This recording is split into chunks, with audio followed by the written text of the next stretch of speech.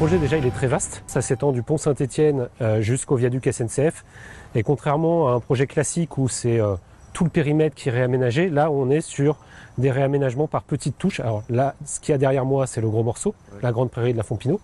C'était un espace qui était en friche et qu'on veut valoriser.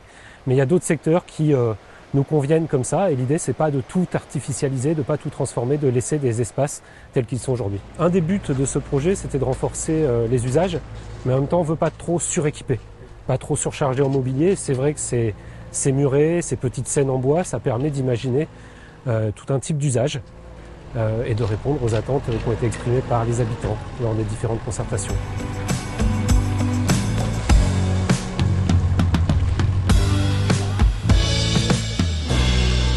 On a été pas mal embêté par les intempéries et le niveau de la Vienne.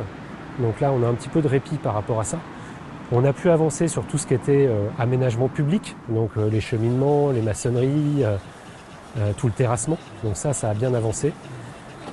Il reste une grosse partie, c'est tout ce qui est ouvrage d'art. Donc la passerelle du viaduc, la passerelle de l'Anjoumar, le grand escalier de la Fontpinault. Et puis la grande aire de jeu qui se déploiera à cet endroit-là, une grande aire de jeu sur mesure.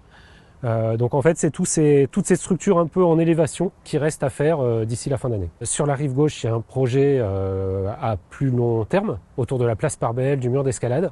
C'est la deuxième tranche de ce vaste projet. Les études viennent de commencer, on y sera autour de 2026.